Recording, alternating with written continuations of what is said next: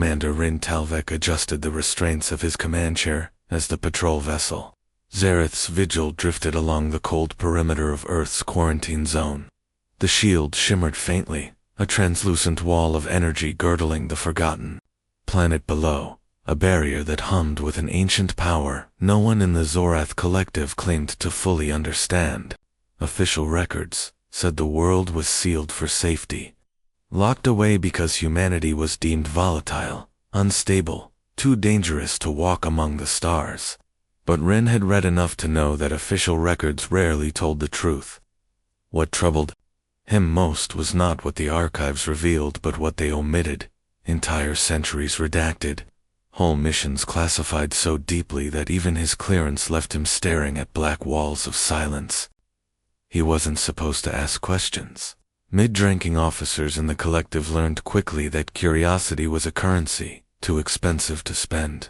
Still, as his ship's sensors picked up the faint distress pulse of a freighter drifting near the shield, a chill crawled down his back. Vessels were never supposed to approach Earth.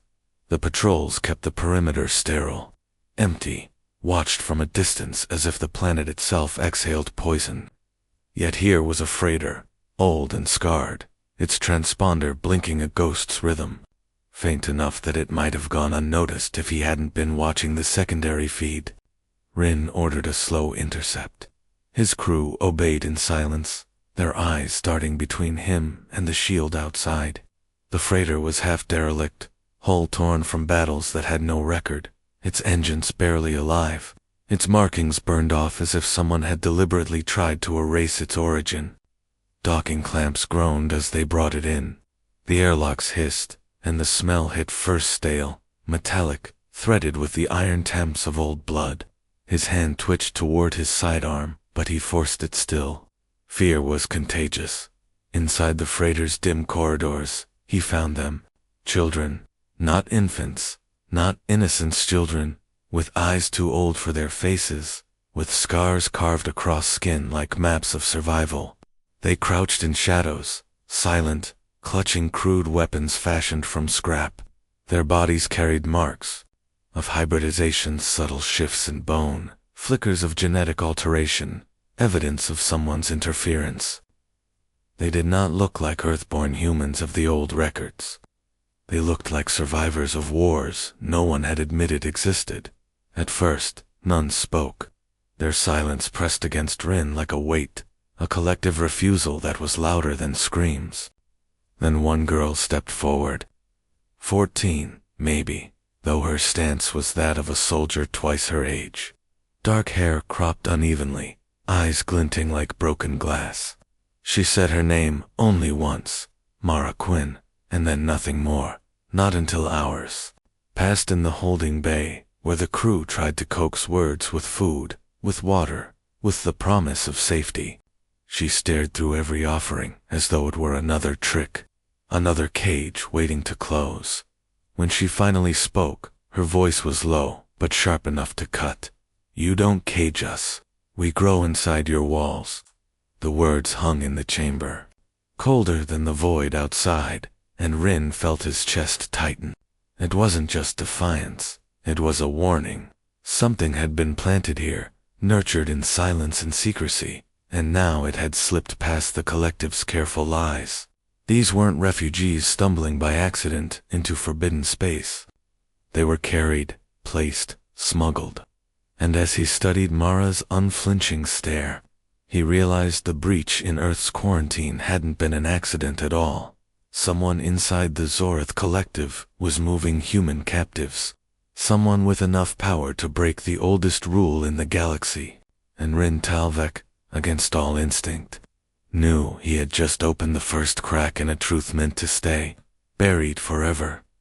Rin Talvek had worn the uniform of the Zorath Collective for most of his life. Yet he often wondered if the fabric clinging to his shoulders was heavy because of duty or because of the weight of inheritance. His father had fought in the border wars, scars etched into both flesh and memory, tales carried with the solemn pride of a soldier who had lived through fire. His mother had served as a medic in those same campaigns, tending wounds while ships burned in orbit above collapsing worlds. But Rin had never known war.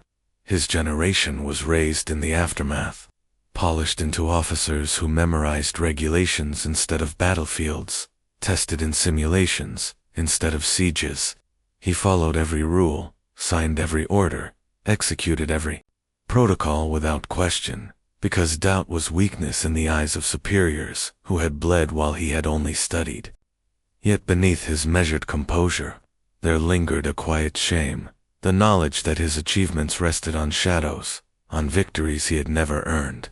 Ambition drove him to rise through ranks, but the rules kept him chained, and he feared that the day he faced something truly unpredictable, he might falter. Mara Quinn had no such luxury of doubt. Her life was forged in captivity, the kind of crucible that burned away illusions of safety before she was old enough to understand what freedom meant. Her father had been an engineer in Chicago, her mother a refugee from Nigeria who fled across oceans during the chaos of the first alien raids. Together they had tried to build a life, fragile but real, until the collective came and tore it apart. Mara never knew what happened to them after the camps swallowed her childhood. She remembered only fragments, the heat of her father's workshop, the sound of her mother's lullabies whispered in a language that Mara's tongue could no longer form without trembling. The rest was cages, fences, and the endless rhythm of survival. She grew up among other children stolen from Earth, raised under the cold gaze of wardens who saw them as little more than labor and experiments. But captivity shaped them differently than intended. The children learned to share food, to shield each other from punishments, to whisper stories that turned into coded songs of defiance. Mara rose not because she was the strongest, but because others began to follow her without being asked. Leadership was a burden she never sought, yet one she could not put down. Among those who followed her most closely was Eli Navarro, 16 years old, taller than most, with a quiet intensity that seemed at odds with the chaos of their lives. His parents had been taken in the same raids that captured Mara's family, and though the years of captivity hardened him, they never erased his loyalty. Eli had a mind that mapped patterns in everything: guard rotations, supply shipments, even the rhythm of overseers' footsteps. And he offered those insights freely, never for himself, but always for the group. Where Mara's strength came from defiance, Eli's lay in strategy. He was the shield at her side, the one who turned her raw fire into something calculated. And though he rarely voiced it, his loyalty to Mara ran deeper than survival. She was his anchor in a world designed to erase anchors. Then there was Jessa Price, only 12, reckless to the point of danger, yet fierce in a way that made her impossible to ignore. She had been younger than most when taken, too young to understand why her parents never came back, too young to grasp the rules that bound the camps. What she did understand was anger, pure and unfiltered, a fire that burned through her like fuel. Where Eli counseled patience, Jessa pushed for retaliation. Where Mara hesitated, weighing risk against consequence, Jessa lunged forward with the ferocity of a child who had lost too much to fear losing more. She was dangerous, sometimes to herself, sometimes to everyone else. But in her there lived a spirit that refused to be broken. To the Zorith Collective, the story was simple. Humanity had been contained. Earth was a locked world, its chaos sealed. Behind a shimmering shield, its dangerous species catalogued and forgotten. The children drifting on the freighter were anomalies, breaches in a system that was supposed to be airtight. But to the children, captivity was not containment, it was a forge. The quarantine that the collective believed would suffocate humanity instead became the crucible in which a new generation was shaped, battle-hardened not by wars of conquest, but by wars of survival. They were not what the collective planned for, not what the galaxy expected, and in their scars and their silence lived the beginnings of something that could not be erased. The rupture came without warning, a second tear in the great shimmering wall that sealed Earth from the stars. And when Rin Talvik's patrol ship registered the anomaly, the readings chilled him in a way no battle drill ever had. The shield was ancient, older than his people's wars, and no breach should have been possible without deliberate interference. As he moved his ship to investigate, the familiar unease in his chest grew heavier, for he already knew the report. He would have to send the orders that would follow. The silence that would bury yet another unexplained fracture in the collective's oldest secret. But this breach was different. On the other side lay not wreckage, not a derelict ship, but a hidden camp sprawled across a cratered plain. Concealed so deeply that its existence meant one truth: the collective itself had built it. Inside, through his scope and the ship's scanning beams, he saw them children, not just survivors like the ones he had already encountered, but regiments of them drilled in formation, their voices rising in chants, their bodies scarred by the brutal conditioning of soldiers. And overseeing them were not humans at all, but alien officers of the collective. Factions that had ignored the supposed quarantine to cultivate something dangerous in silence. The report drafted itself in his mind even as his stomach turned. Protocol demanded he log the discovery, transmit the data to command, and stand down. But when Mara Quinn, watching the feed beside him with eyes that did not flinch, finally spoke, the weight of her words shattered his fragile obedience. "You're not guarding a quarantine," she said, her voice steady, stripped of anything but truth. "You're guarding a lie." And in her tone, he heard not just defiance, but certainty, the kind of certainty that made his carefully memorized rules sound like excuses.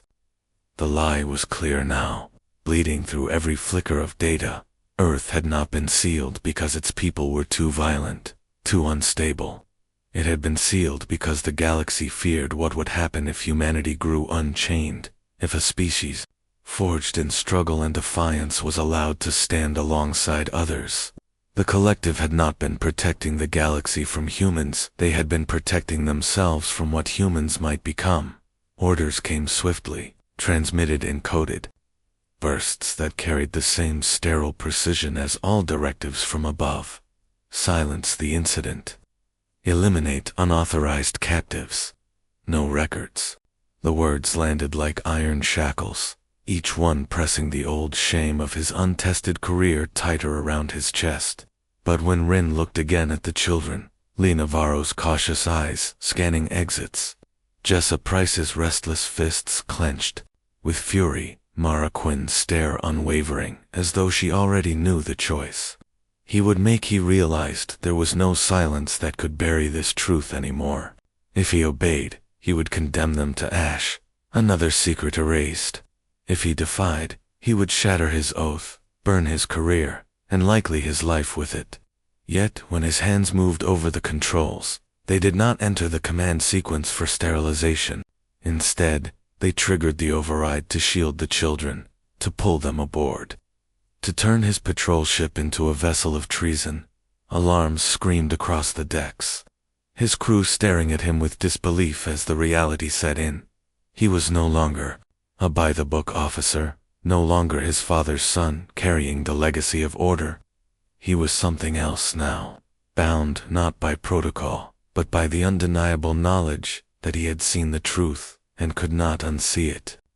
The collective had feared humanity's potential, but in that moment, Rin feared something else entirely, that Mara Quinn and the children she spoke for would become exactly what the galaxy dreaded, and that perhaps they already had, with the camp's overseers rallying forces, with the orders from command burning in his console. Rin Talvek threw away everything he had been to save those children, knowing full well he had just stepped beyond the line from which no return was possible. The hidden facilities were worse than any battlefield. Rin Talvek had studied in his endless years of sterile training. Worse, because they were not the aftermath of war, but the deliberate construction of one. When he stepped inside the camps, the smell of rust and decay mixed with the low hum of electrified fences, and every shadow seemed to whisper of suffering too systematic to be accidental. Children marched in rigid lines through corridors scarred, with claw marks, their frames lean and starved, muscles hardened, not from nourishment, but from deprivation. He saw training arenas filled with holographic projections of alien battlefields. Simulated wars forced upon them until exhaustion dropped them to the ground, where overseers revived them only to push them back in. In medical wings, he passed rows of crude cots, where young bodies shook under restraints, their veins carrying chemicals designed to sharpen instincts and strip away hesitation. They were not students or captives here, they were experiments, molded with surgical cruelty, into something between soldier and weapon, and every detail Rin's eyes absorbed carved deeper into the hollow shame that his own people had built this nightmare and then buried it. Beneath the lie of quarantine, Mara Quinn's fury was relentless, a blade she wielded against him at every turn. To her, every alien uniform, every officer's insignia, was a mask for the same hand that had caged and broken her people. She met his attempts at explanation with scorn, his appeals to reason with the kind of sharp laughter that hurt, worse than silence. "You say you didn't know," she spat once, when the stench of the camp's feeding hall clung to them. "But every one of you looked away. Every one of you let us rot so you could feel safe." Her words struck deeper than she knew, because Rin could not deny the truth in them. He had followed orders, logged his reports, trusted the official record, and in doing so he had been complicit in the very silence that allowed this to exist. Their confrontations became a pattern, her rage clashing against his shame, his attempts at defense crumbling beneath the certainty in her eyes. And yet, beneath the bitterness, a fragile recognition began to form. Not trust, but the faintest acknowledgement that he was at least listening, that he was no longer blind. The children themselves were not the helpless victims the camps intended to create. Beneath the constant weight of surveillance, they had carved networks in whispers and coded gestures, trading scraps of knowledge across shifts, linking together cells of resistance that reached beyond the fences and into the very sectors of the collective. Eli Navarro revealed it in fragments, maps drawn in dust on the floor, supply lines rerouted by children too small to be noticed, hidden caches of stolen parts slowly assembled into something greater. It was rebellion in miniature, fragile yet terrifyingly organized. Proof that the children were not waiting to be saved, but had been building their own salvation piece by piece. What Rin saw in their eyes was not just survival, but coordination. A rising tide that would one day break through any wall placed around them. For Rin, the choice grew heavier with every step through the camps. His loyalty to the collective, too. The rules and hierarchy that had shaped his entire existence clashed violently with the undeniable truth before him. If he obeyed, he would return to his superiors with silence and lies, another officer preserving the illusion of control. If he defied, he would not only burn his career, but declare himself an enemy to the very people who had raised him. Yet, as he watched Mara stand defiantly even in her distrust, as he saw Eli map out impossible escapes with the precision of a tactician, as he caught glimpses of Jessa's reckless fire lighting the spirits of those around her, he began to feel something unexpected. It wasn't trust, not yet. Mara would never give him that easily, but it was recognition, the faint sense that their fight was no longer just theirs. They were the reflection of everything his people feared, and in their defiance, he saw the beginnings of something greater than any protocol he had ever memorized. The longer he remained, the more he knew the choice was already made, and that his life from this moment would be measured not by loyalty to the collective, but by what he was willing to risk to keep these children alive. The rebellion did not begin with fire but with silence, the kind of silence that hummed just before storm winds tore across a battlefield. For weeks, the children had whispered, traded signals, and stolen parts beneath the eyes of their overseers, weaving together a plan so intricate it seemed impossible that children could have crafted it. Yet, when the moment came, it unfolded, with ruthless precision. Sabotaged gates, cracking open in synchronized bursts, security grids flickering into darkness, and stolen alien ships roaring to life with improvised systems hacked by hands that had been trained to build under duress. Sirens bled across the camp as chaos erupted, and Rin Tolvac stood at the heart of it, torn between his orders and the undeniable realization that the children were no longer prisoners. They were an army in miniature, seizing their first taste of freedom. His crew looked to him for direction, eyes wide with disbelief, waiting for him to enforce the collective's command to restore order. But when he saw Mara at the front of the charge, eyes burning with a fury that made her look both older and impossibly young, he understood that to stop them would not be an act of lust, would be an act of betrayal in the chaos. Rin stumbled upon a sealed archive buried within the camp's command hub, its encryption layered with authority he had never been meant to breach. Yet the systems had already begun to fail under the children's sabotage, and for the first time, the records opened before him.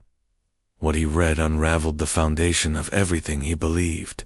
Earth had not been quarantined because humans were too dangerous in the present. It had been quarantined because the collective feared what humanity would become.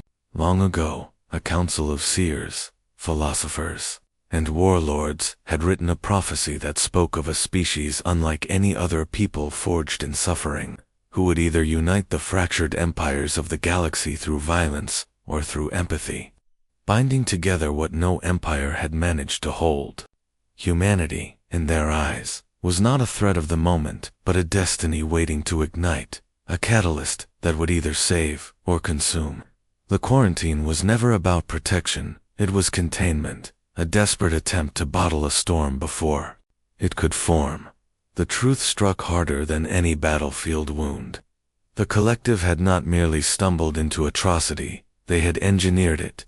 The records made clear that the abductions had been sanctioned, quietly tolerated by factions who whispered that if humanity destroyed itself in the crucible of captivity, then the prophecy could be broken before it ever came true.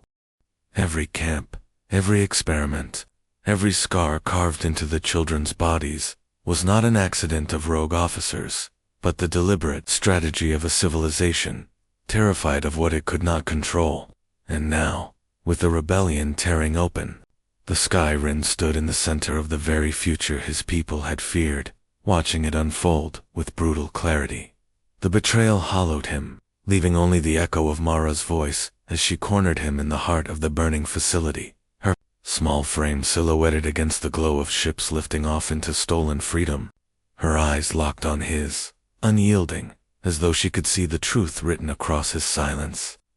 "You knew we were prisoners," she said, her voice trembling not from weakness but from rage sharpened into something unbreakable. "Now you know why. Tell me, officer, are you our warden or our witness?" The words struck deeper than any order or oath ever had, because in them was not just accusation but demand.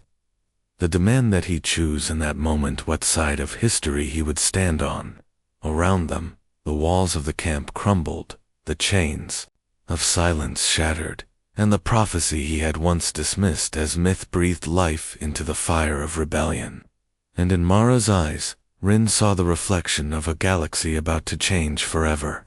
Whether it was ready or not, the moment of choice came not with the roar of battle, but in the quiet after, when alarms still echoed faintly and the air smelled of smoke and scorched metal. Rin Tolvac stood in the shattered command hub, hands hovering over the console that still held the collective's deepest secret. His orders from command were clear: silence the breach, destroy the evidence, erase the rebellion before it spread. Yet in the pit of his chest he felt the weight of Mara's words, heavier than any order he had ever received. For the first time in his career, he allowed himself to move without hesitation. His fingers danced across the controls, bypassing security walls, opening channels the collective swore could never be opened. And then he did the unthinkable. He unleashed the classified files, not to his superiors, not to a tribunal, but across the galaxy itself. Millions of systems, from the wealthiest core worlds to the poorest frontier colonies, received the prophecy, the records of the camps, the evidence of sanctioned abductions and lies. In one irreversible act, Rintalvek broke his oath, shattered his future, and transformed himself from officer to traitor, from guardian of silence to herald of truth. The reaction was immediate and unstoppable. For too long the galaxy had whispered about Earth, about the shimmering wall that sealed it away, about the unanswered questions buried under centuries of redaction. Now the whispers became fire, and the fire found fuel in every system that had once doubted the collective's moral authority. But more powerful than the files themselves were the images that followed. Mara Quinn, Elena Barro, Jessa Price, and hundreds of other captive-born children rose together from the ashes of the camps, standing not as victims, but as something fiercer. With stolen ships and coded broadcasts, they declared themselves the Freeborn Legion, a people who belonged to no empire, bound only by the truth of their shared survival. Their voices carried across the stars, unpolished yet undeniable. Proof that the generation meant to be erased had instead become a force no one could ignore. For the first time, the galaxy saw humanity not as a quarantined threat, not as an obscure caution buried in archives, but as a forbidden generation revealed to all. The children were scarred but unbroken, warriors forged not by conquest but by captivity, leaders born not of privilege but of struggle, systems that had once turned away in fear now looked upon them with awe, some with hope, others with dread, but none with indifference. In every broadcast, in every sighting of the Freeborn Legion's banners, stitched from rags and fire, the galaxy was reminded that prophecy could not be silenced, that the future the collective feared was already unfolding at the heart of it. All was Mara Quinn, whose fury had once been a weapon, but who now began to wear it as responsibility.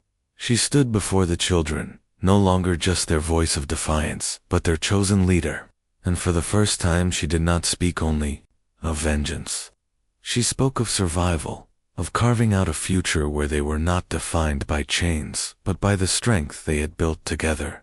Her speeches were rough, her voice sometimes trembling, but in every word was the raw honesty of someone who had lived through the fire she asked others to endure. And the children listened, not because they had to, but because they wanted to. Because in her, they saw not just a survivor, but the promise that their suffering had meaning beyond pain. Mara had not asked for leadership, but she accepted it with the understanding that survival itself was the greatest act of defiance, as the Freeborn Legion's ships streaked across the stars, carrying their story to every corner of the galaxy.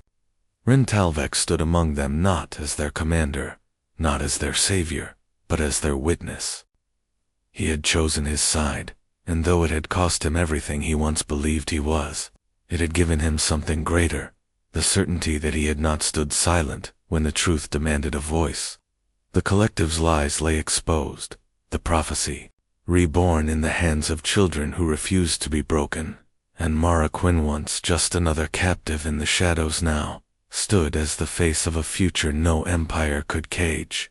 The galaxy had changed, and with it, so had they all. Years later, the galaxy no longer looked the same. Where once the collective's shadow stretched unchallenged, cracks had spread wide, and from those fractures a new world had risen. At the edge of mapped space, on a reclaimed world that had once been nothing more than a barren frontier, stood the capital of the Freeborn Republic. It was not an empire carved by fleets or ruled by iron decrees, but a fragile, defiant experiment, built by those who had once been caged. Its people were humans and exiles, hybrids and outcasts, bound together not by blood but by the shared memory of chains and the unyielding vow that no child would ever be born into captivity again. The banners of the Freeborn fluttered across streets carved by calloused hands, and though their cities were rough, their ships mismatched, and their resources scarce, there was something unshakable in the way they stood, because everything they had was theirs, taken back from silence and forged in survival. Rintalvek lived far from those streets, branded a traitor by the collective, stripped of his name and rank. He existed in exile, on a lonely world, where no one looked too closely, and no one asked questions. His hair had turned to gray at the edges, his body worn from years of wandering, but his eyes still carried the quiet vigilance of a man who once believed duty and rules were the highest truths. He had lost his place in the order of his people, but he had gained something else, a clarity that came only from standing on the right side of history, even when it cost everything. On nights when the stars seemed close enough to touch, he thought of the children, of the day they tore free, of their cages, of the look in Mara Quinn's eyes when she demanded he choose. And when he wondered if his choice had mattered, he found the answer not in medals or recognition, but in the voices that now carried across the galaxy. One evening, in the quiet of his exile, Rin watched a broadcast flicker to life on the battered console of his dwelling. The signal came from the Freeborn Republic, and at its center stood Mara Quinn, no longer the scarred teenager he had first met, but commander of a nation that should never have existed. Her presence filled the screen, her voice tempered not only by rage but by the weight of responsibility, carrying across systems that once refused even to speak her people's name. She spoke of freedom, of unity among the abandoned, of a future no empire could dictate. And then, near the end of her address, she paused, her gaze hardening in a way that reached across the stars. "Witness truth," she said, her words measured, her voice unyielding, "or become its prisoner." Rin closed his eyes as the phrase washed over him, not because she named him, she did not, and never would, but because in those words he heard his own reflection, passed forward, reshaped, and claimed by a generation that no longer needed his guidance. On a distant colony world, as her broadcast reached its close, a statue was unveiled in the heart of the new capital. It was not the figure of a general or a soldier, not the likeness of Mara or Eli or Jessa, but something greater, children carved in stone, standing together, their small hands holding chains snapped clean in two. Around them rose walls etched with the scars of captivity, but the children's faces looked forward, not back, their eyes unbroken, their stance unbowed. Beneath the statue, on a plaque that every passerby would read, were words simple yet eternal: "They caged us. We grew anyway." The crowd stood in silence at first, the weight of those words pressing into their bones, until slowly, voices rose together. Not in chant, not in war cry, but in the quiet unity of a people who understood what it meant to endure. And far away, in exile, Rintelvek whispered the words to himself, knowing that though his name would fade from memory, the truth he had chosen to bear witness to would outlive them all.